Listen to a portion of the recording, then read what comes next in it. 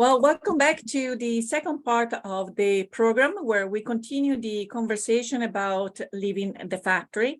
And I'm very excited for the guests that they're going to join me on this part of the program because of the work that I have just produced. So welcome to Alessia Crucitelli. She's the writer and director of the short Leaving the Factory, who has recently was awarded at the 47th edition of the NIAF Gala in Washington, D.C. And Roberta Sparta, who is the leading actress, one of the two leading actresses in the short, playing the role of Marina. Benvenute ragazze, welcome to the program. Thank you, grazie. So Thank you. This is a great honor, and I'm sure is also a great satisfaction for you, Alessia. I would like to start by asking you a few questions. Mm-hmm. First of all, because of our common accents, our listeners will clearly realize that we are all from Italy. And we start with telling our listeners where you're from and what brought you to the United States.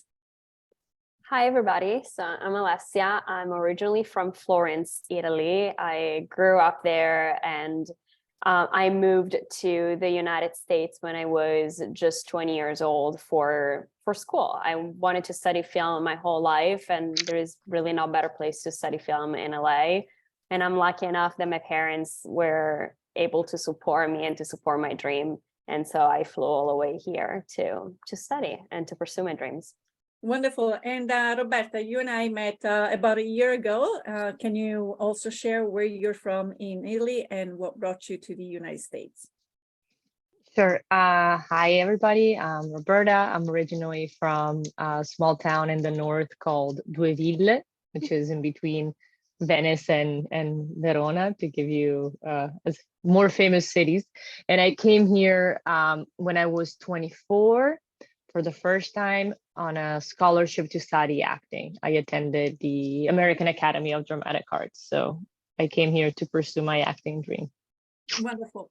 So I guess the whole episode will be dedicated to talking about the events and the commemorations and about the fire in the Triangle Shirtwaist Factory in 1911, who has taken the lives of many young women from many different nationalities. This is a story that is going around for a couple of different reasons. First of all, New York is going to have their memorial finally erected next year in March. And also because this story that happened in 1911 still affects us. It will probably affect also future generations. But my curiosity for you, Alessia, first, is how did you find out about the story? Was it something that you learned in school as part of the curriculum, or came across when you moved to the United States? Can you tell us about it? Yeah, it has never been part of my curriculum at all. I had an elementary school teacher named Paola. Ciao, Paola. She was telling us the story every March 8th. Every March 8th, she was telling the story of these women that died in a fire. And when, after I don't know if I could say I graduated in elementary school, but when I finished elementary school and eventually moved on, I've never heard that story ever again. It was never in any of my curriculums, not in the United States, nor in Italy. But then one day I was just hiking and the story just came to my mind completely randomly. I completely remembered it because it's one of the stories that I heard since a young age. So it was kind of Cinderella. I grew up hearing that story, so that story as if it is your own. So I just remembered it, and I was oh, let me check, let me fact check it now, let me see if it was true or if it was something that my teacher was like using more as a metaphor, and why not? And then like I just started learning more and more about the Triangle Factory, and I noticed that it was not really like something that I could find a lot of information, but they were always the same. So it was always the same repeatedly, like the same facts, just laid in different articles. And I was like, we don't really know much about it. There is a lot written about it, but we don't really know like who these people were and why not. And so I decided to write a screenplay about it. And so tell us a little bit about how the Russo brothers came into place in this project. And while you're telling us that, I'm going to try to see if I can share some beautiful pictures of the award of you and Roberta this past October. Yeah, so basically how the award works is that you need to submit like a few essays where you explain why your screenplay is important and why it's important for you and why do you think that story it's important to be told. And like obviously like this is a story that I grew up with, it's very close to my heart, it's close to my childhood, so I had many reasons why I thought this story was important to be told. And so I submitted my essays to the competition, which a professor of mine sent to me on the first place. I didn't really know about it. Oh my god, sorry, all the lights went off. I'm completely in darkness right now, but basically like so we submitted these essays, and then they give $8,000 to 8 different people, and luckily we were one of those people. So obviously like $8,000 when you're doing a short film, it's a big amount of money, it's a lot of money. So we obviously like use them during production. They were like a life-changing for production, especially because we had clothes shipped from Italy. We had a lot of manufacturing happening to make it as realistic as possible. So those money really, really helped a lot. Then we sent the movie to them and they watched it like with all the other 8 competitors, and they selected 3 of us, and they told us that we were selected. So we all flew all the way to DC and we watched all the movies again with them. And then like we had a little Q&A with the other directors, and then like in the night at the gala they eventually announced that we were the winner of the 49th edition. Wonderful. So here is your pictures with the award. So let's go back also to you, Roberta. How did you come across this project?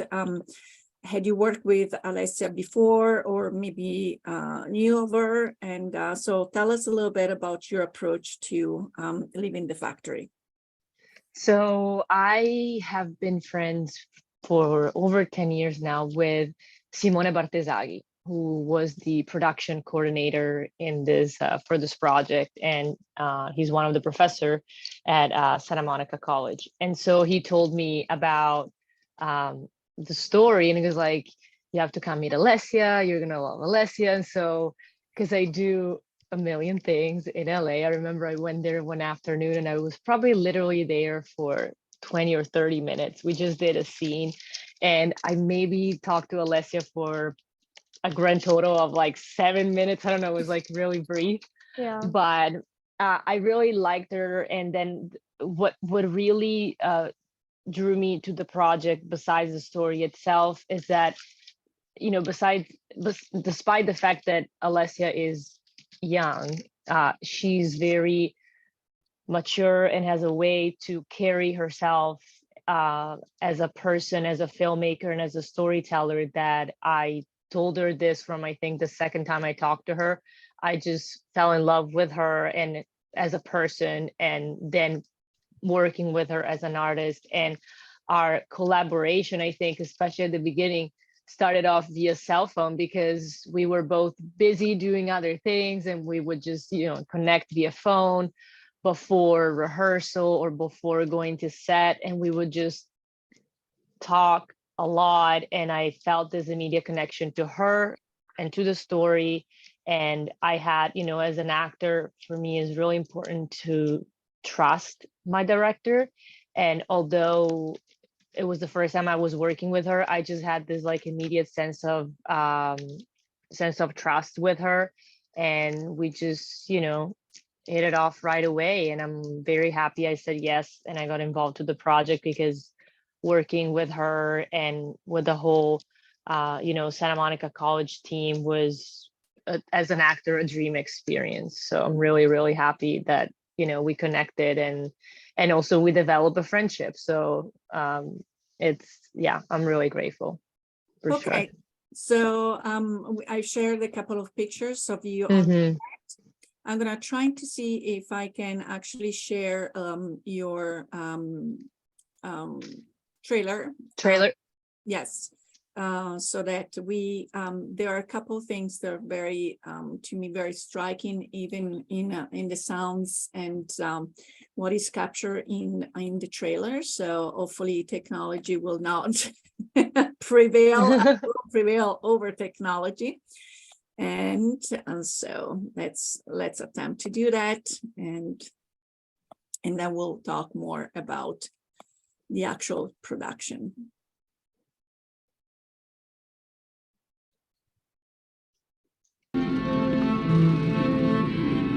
Sto morendo di fame. What do you think you're doing?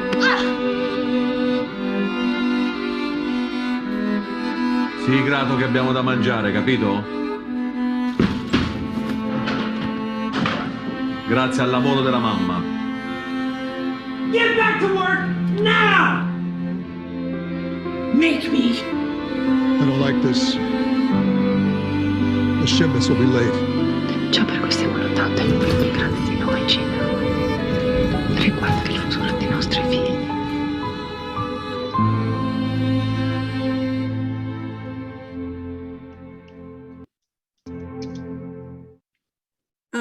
That was indeed beautiful, and I wanted to go about some also of the technical aspects.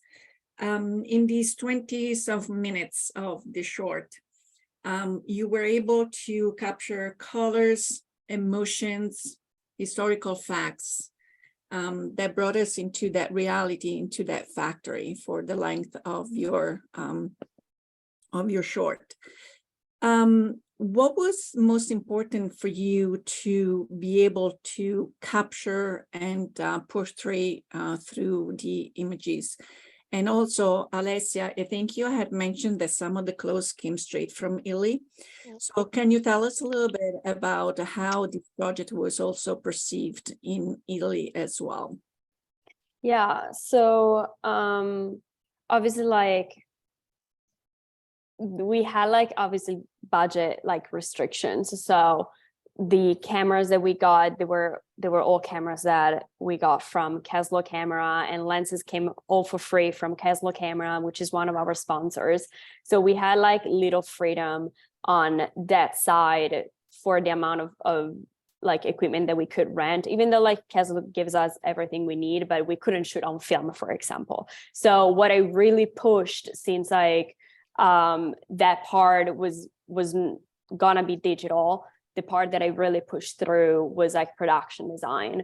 In my experience, obviously those are the two biggest aspect in a movie, and since one was gonna be already taken care of, the other one that we had more freedom on was production design. And so I really worked very hard with the production designer and with the professors to go and seek and find the perfect location, and then make it look like 1910, and renting equipment or renting props and stage for they were from 1910.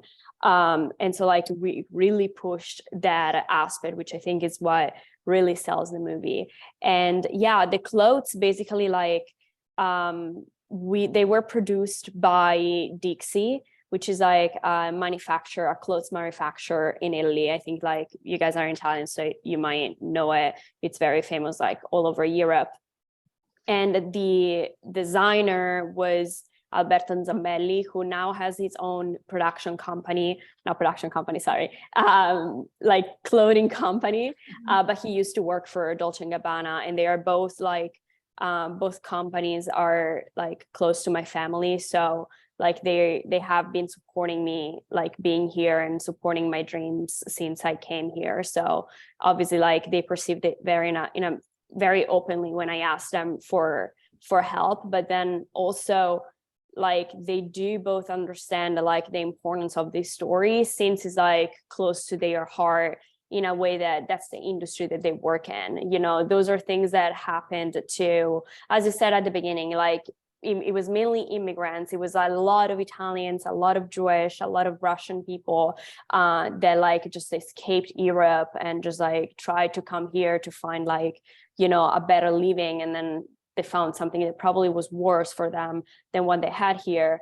But they still like stayed here and fought for their dreams and fought for, you know, like for their rights and to have like a better world. And they were working in such like, in a very like, I would say, Italian kind of environment, you know, like the Made in Italy, it's known, I think, like everywhere. So obviously like it was perceived like very well in my community in Italy. I went a little bit all over the place. I hope that I was clear. Yeah, even because again, the working conditions that the immigrants were exposed to, and the fact that, as in the case of Marina and all the other workers, everyone needed that job. So everyone did whatever it took to bring that little bit of money back home, even though in this specific case, the pay had been held for quite some time. And while I was watching the scene in initially, you know, Marina is not part of it. I'm like, how can she be part of it?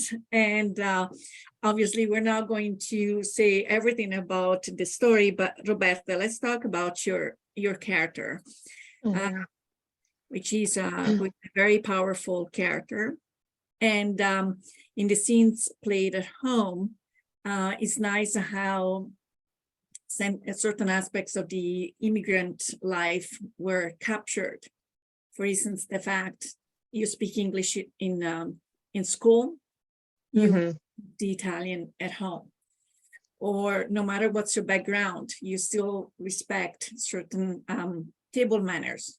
Take your head off, or respect your mom and everything. So I know that whenever, you know, actors get into the role, but here you had really also, maybe you're carrying some history on your shoulders, being also Italian yourself. How did you feel in comparison to some other roles maybe? It felt, you know, it's interesting because although visually it may seem very distant in time because it was the 1910, and in many ways it was very natural, and I felt really close to the character and to the story, because I think still nowadays there's, in a lot of ways, there's a lot of what we saw in the movie in terms of not necessarily such extreme working condition, but the realness or just having especially as a woman, to like keep it all together.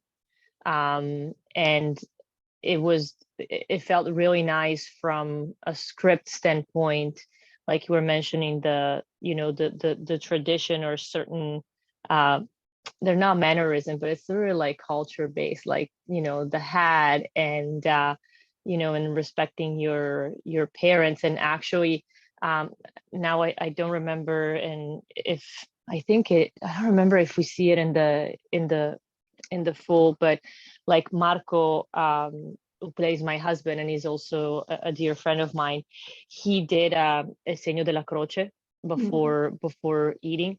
And although I'm not, you know, I was raised like that, and it like immediately had that sense of home that is like, that's really how, it is in the Italian culture. That's, that's what you breathe, and regardless of what route you take when you grow up. So it was very natural despite the time difference, because a lot of aspects are very similar, still very rooted in the Italian culture. And also as a woman, I personally felt very close to Marina because I naturally also kind of occupy a like groundbreaker, like, I pave new roads. That's what it seems like, especially for this year. And so yeah, that role in a way was the beginning of what I have personally experienced for 2022. So it was really interesting timing for sure. Another, obviously, the male figures that we see in Leaving the Factory, reminding me that authority and the way that they're treating women. You might be familiar with Dino Risi's I caporali, obviously keeping the line, the women in line, the risaie, so that they would complete the work. And then you have this very powerful statement, Alessia, where you says, "My conscience is clear," and then we see flames, and then we see locks, and we see, what is happening. How did that statement come about? I think it kind of captures the essence of what was going to happen after. Yeah, I feel that like when I was doing the researches for the movie, there was so much like happening. And what I found out is that like the owner of that company then eventually a few years later opened up a new manufacturer, and then within a few years the same thing happened. So like the factory burned down again, and it was because of like, low cleaning, like hygiene, and like, machines not working and poor work conditions. And so I was like, you do a mistake once and then you're supposed to learn from it, unless you don't care. And if you don't care to learn, then you'll keep doing the same mistakes. And so like, that's kind of like what brought up my idea to write that, sentence. And I feel that like what we did is that like a lot of the dialogue, I tried to write them kind of like with words and hints of like 1910. And I was very much supported by, our class and like the professor doing that, because I wanted to get, as close to those times as possible. So now exactly, like, I don't remember who or like how that sentence came out, but I do remember that we were in class kind of like discussing about it. And like, I feel that like the mutual agreement that we all had was, even though we don't know 100%, because there is not fact checked that, like people like that, those men like set it on fire on purpose. That's kind of the feeling that we all had, by reading articles, reading newspaper. We're like, okay, that's what happened. Like we feel very strongly about it, but obviously it's not a statement that we could do. So like, we're like, okay, how can we give that feeling to the audience? And then we decided to use kind of like a sentence like that it really like embrace the moment and embrace who they were as people, without, like leaving it open at the same time to the audience to choose. Let's talk a little bit about some of the artwork that I was able to find. Let me know if you can see it, but that was that art. So talking about the research that again it was completed, it was also obviously about what the clothing were going to look like. Can you tell us a little bit about that process as well? And Roberta, can you actually use a sewing machine? Or is it Well, so the funny story is that that's how I grew up, because my parents were worked in the fashion industry. They had their own factory with 25 women, and they were sewing clothes. So like I had the Singer, that Singer machine still sits in my house because it comes down from my grandma, like, so funny enough, like when I had to sit down, I never sewed with like an antique machine like that, but it kind of became natural because that's how I grew up. Like I grew up between, rolls of fabrics and women sewing clothes.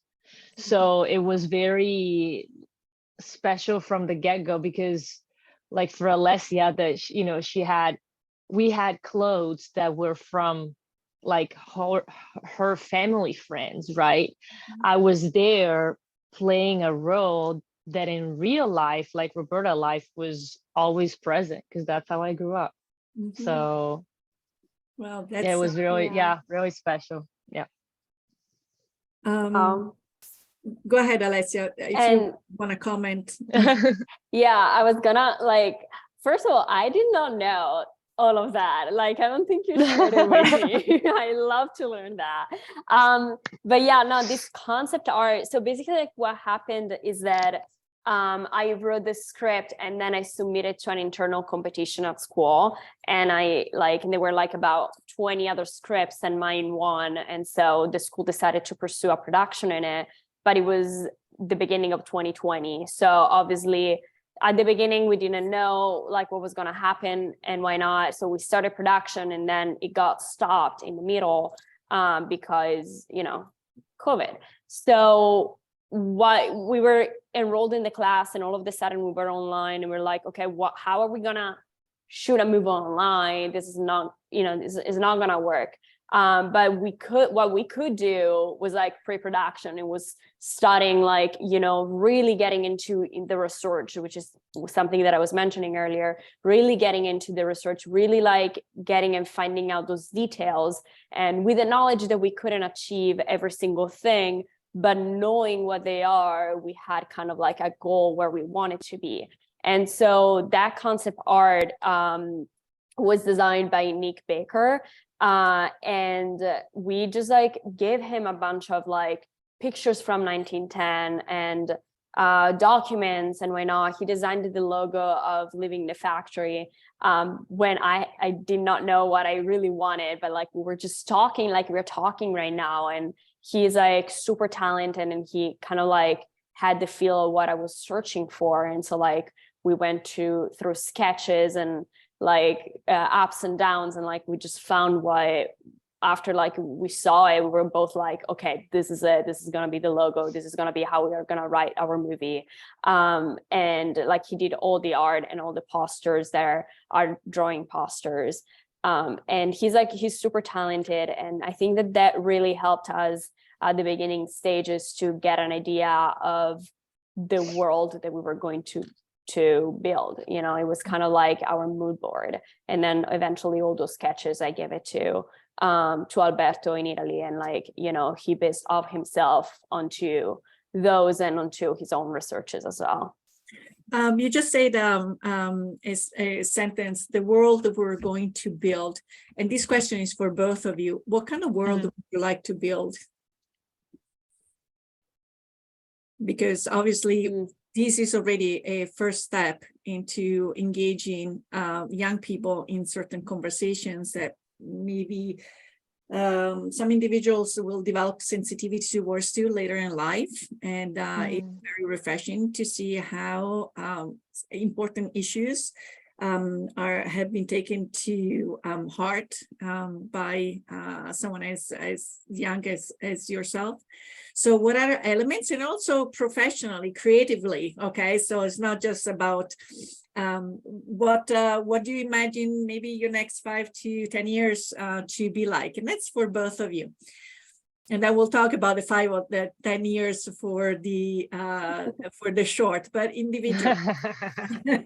Since you're new to the US now, Roberta has quite a few years under her belt, but she's also diving into a second stage of her professional career into the production. So I don't know. Do you want to go, Roberta?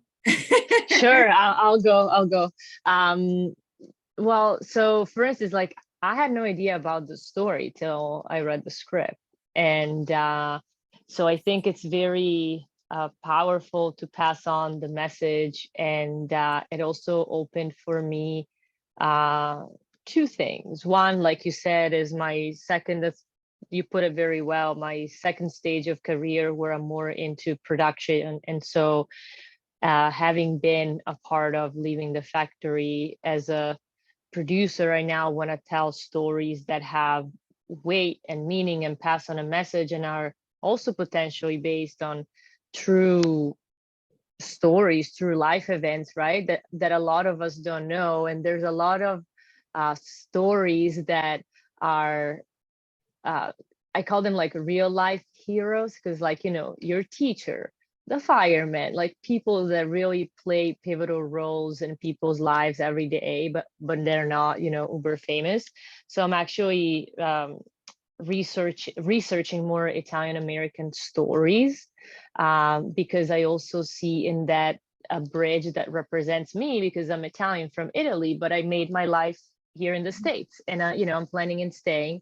And so yeah, for me, the future that I want to build is telling empowering stories and that are inclusive, that represents, like now I'm starting with Italian American realities, but always in an inclusive way, which can be, you know, inclusive crews. I love having women in my crews, in my crew, you know, people from different countries. So just like a future in a world where we can all just empower and lift each other's as we go.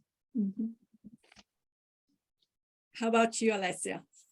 Yeah, I am like on the opposite. I'm very much like at the very beginning of my career, and I feel that like like historic pieces are very much like my niche of things. I really love them. I think that like there is so much that we can learn from the past. And personally, I'm very much like an advocate for, you know, in general, human rights, women's rights, labor's rights. And so I feel like, and coming from 2 different cultures, I kind of have like 2 very different realities of the way that women are treated, the way that like the workplace works, you know, like now that I work in an office, I'm like, oh my God, it's so much different that how like offices work and collaborate in Italy. So I have like kind of like 2 realities, and that I try to use like on my advantage. But like, I think that I do want to make a difference in the world right now, in like, especially with everything that is happening. I do want to bring awareness to people. And I think that like film is the one artistic kind of medium that you can use to really reach anybody.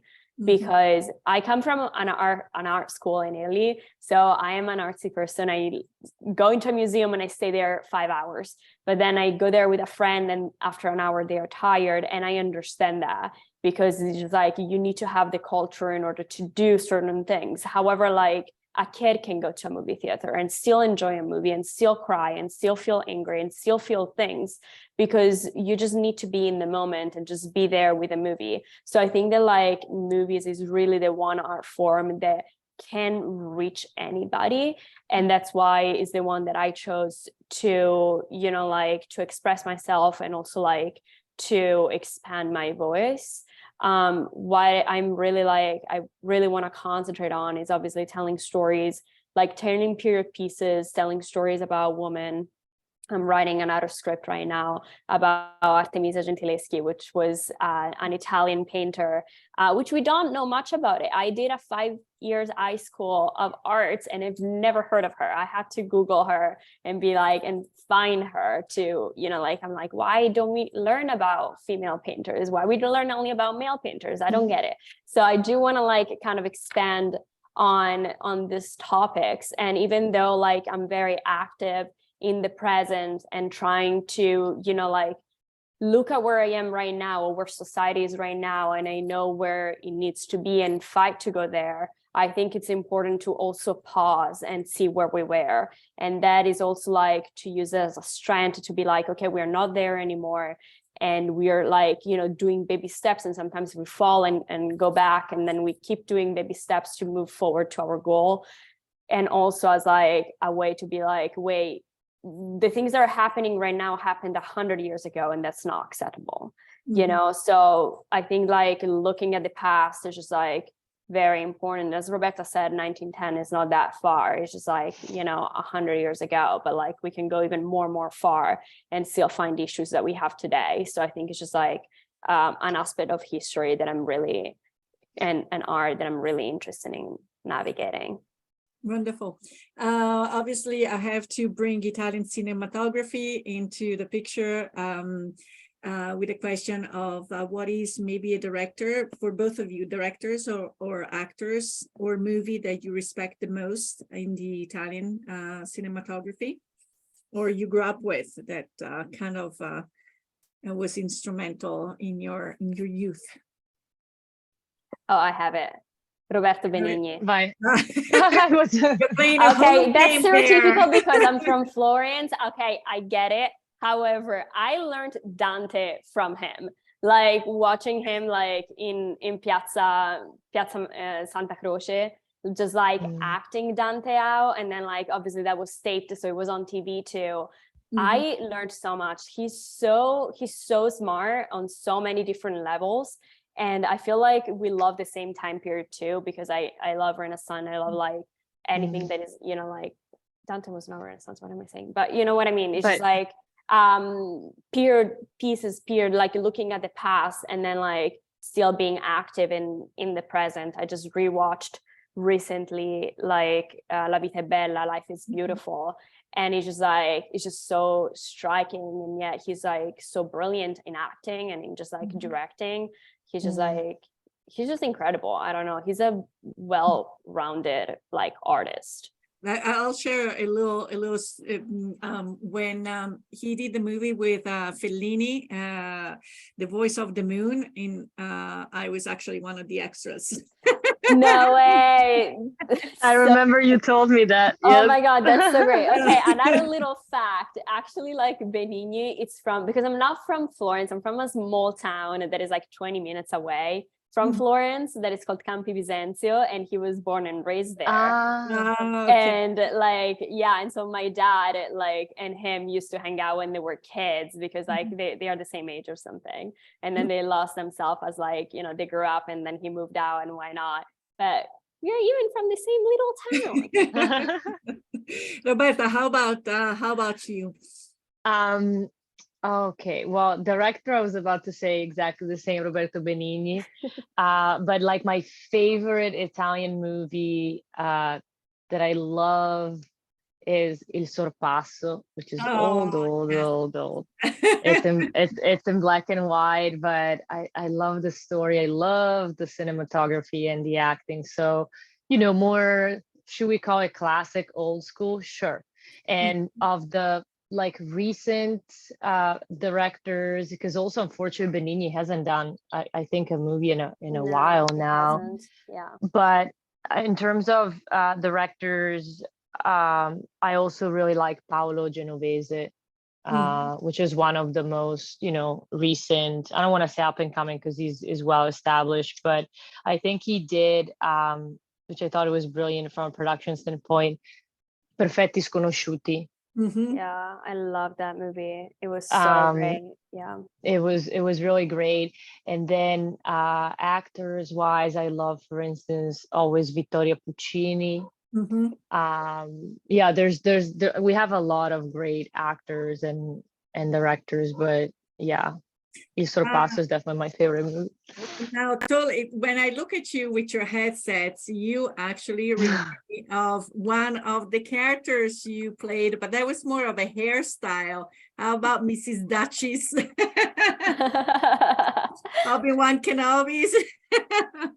That's the thing that I get with these headphones, like all the time, and I don't do it on purpose. It's just because I don't know, the sound is just so much better, and yeah, but it was I know they're really cute, kind of like goes with the sale of of the character herself, and that was a great experience. That was actually just before leaving the factory that I shot Obi-Wan Kenobi, where I played Duchess Sally Organa, and it was a great adventure that brought so many great connections, more ongoing projects that are part of that storyline of Star Wars. So yeah, I'm really grateful, and I definitely, I guess, fit the bill, like they would say here. Well, ladies, we are getting closer to the end of our conversation, but I would like to know what is the future for Leaving the Factory. I believe now it's in a film festival stage. Is that correct? Can you explain to our listeners what that means, what you can do with the short, and what you have to wait to do while a short is in festival mode? Because I think there are also some restrictions about how it can be seen or can be shown that people might not be familiar with. Oh, yeah. Yeah, so like usually films or like short films are in festival run for about 1.5 to 2 years. And right now we started the festival run, I think like in March of this year, I would say. So for the first year, we submitted to bigger festival. We submitted to Cannes, to Sundance, and to more festival, BAFTA, I think. So like we are waiting for those to give us the answer to know whether or not we got in. And then the second year, it's where usually people are able to see it more often, because it's when it's going to get screened in smaller festivals. So there's going to be more screenings going on around, and then eventually it's going to be hopefully distributed. I think that like Roberta can talk more about that, but the reason why we can't post it online or put it online is because like film festival wants to have the exclusivity of being in a film festival in order to be seen. That is like both marketing for them to attract people, but also kind of like, yeah, the idea of having the exclusivity that nobody have seen it except family and friends, and that like it screens to the world for the first time at their festival. Okay.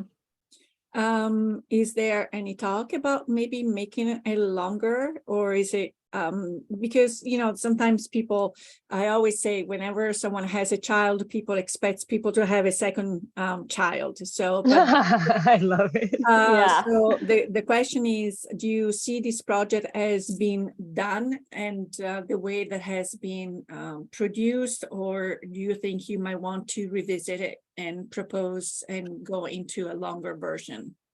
Yeah, I'm very open to the idea of going to a longer version. I had to cut out a lot of things because this was a like 12 pages script, so it's very short. So I had to cut out a lot of details, a lot of things. So I'm open to the idea of like writing something longer. I'm not doing it at the moment just because I want to see how this, short film is going on, is going to go. And I have already other projects on my plate. But it's definitely something that like I'm interested in looking into. Okay. And Roberta, something else coming up on your agenda? Well, piggybacking on what we're saying about leaving the factory, I definitely would like, and Alessia knows this, to develop it. And the fun, interesting coincidence, and I'm gonna use this as a platform, is that one day I was in an editing session and I was like bored out of my mind, and I was like, okay, let me look at the phone, and I went on IMDb and I saw that Dana Walden was promoted to CEO of general entertainment content for Disney. And I like boss ladies, and I thought, because it's like such a prominent position, I Wikipedia'd her. And it turns out that, so I clicked on personal life because that's what I do, I guess. And in personal, besides it, I was like, okay, great, those are the work. Let's see her personal life. So I looked at the personal life, and literally the only thing that was mentioned was that her grandma, who lived to be, I think it was 104, either 104 or 107, like very, I mean, very old. She had a long life. She was one of the survivor of the Triangle Shirtwaist Factory Fire. And I remember I told Alessia, me, it's like, this is a sign, you know, it's like, you know, she works at Disney, we're making this, you know, what if she sees it or hears about it? Because the other powerful thing, and, you know, this ties back to what we saw in the trailer, we're not just doing this for ourselves, it's also for the generations that will come. Her grandma, after surviving, she became the fire, she became a work rights lawyer and activist. And so it has been with this movie a series of magical, I don't know how else to describe them, coincidences and connections. And very much, even when we were at DC at the NIAF Gala, we had in the screening room somebody that was related to a survivor of the Triangle. So it's like two relatives of, you know, survivors, like 1 degree of separation. And I see the ripple effect that is having within a lot of women just by seeing the trailer. So I'm definitely interested in developing it. But besides that, I currently have like 5 projects in development as a producer. So 2023 is looking busy, and they're all stories that I'm very much looking forward to, you know, bring to life. So I'm very, very grateful, very happy, and yeah, full steam ahead. I think if I think it was only like a year ago, I didn't know you, Viviana. A year ago, I was barely, you know, starting with Alessia, and so much has changed, and it just feels good to be with mind alike, you know, individuals. So yeah, I'm really happy. Well, maybe next time we are in Ilios together, I invite you and join me again in Sardinia. This is what we do this summer. There is a town in Sardinia, it's called Orgosolo, which is famous for their murals of Oh wow. and so forth. So this is the mural dedicated to the Triangle fire. Oh wow. Oh wow. So I guess we're going there this summer, Roberta.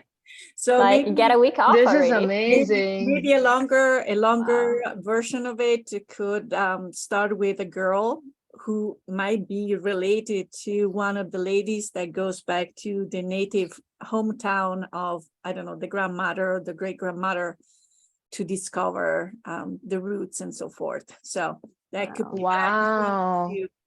show it to you, because it was very striking. It was just a combination of factors. The day actually that there was a recent conference on Italian American Studies here in Pittsburgh, and the keynote speaker was indeed the Professor Edwige Giunta.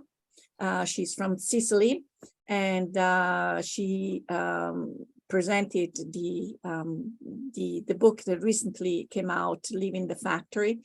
I'm sorry, the talking to. I was like, oh my God. Talking to the girls, where it's 18 essays, but not necessarily historical and so forth. So, and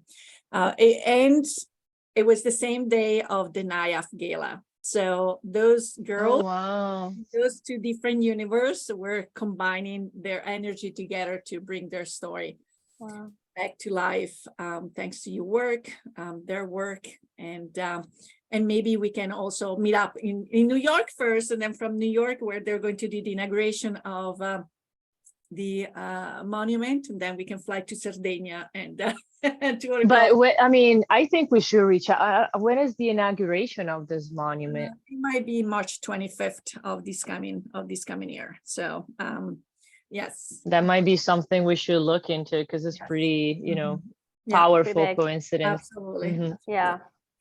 So, ladies, il Big Ben ha detto stop. It's time for us to say arrivederci e alla prossima. We want to thank you for tuning into the program. If you have any questions or comments, or if you have any travel topics you would like us to address, please contact us at the Italian Radio Hour at gmail.com. We would love to hear from you. And remember, if you or any of your family and friends have missed a prior episode or would like to listen to this episode again, you can visit our website at www.istitutomonditaliano.org and click on the Italian Radio Hour tab. I would like to thank our guests, Alessia Crucitelli and Roberta Sparta, our sponsors, Istituto Monditaliano, La Prima Espresso, e Alla Boara for the music. And if you're not living in the Pittsburgh area or might be out of town, remember you can catch us streaming live at khbradio.com every Thursday at 5 o'clock. And be sure to like us on Instagram and Facebook at the Italian Radio Hour. Until next time, alla prossima. Ciao, ciao. Ciao. Ciao.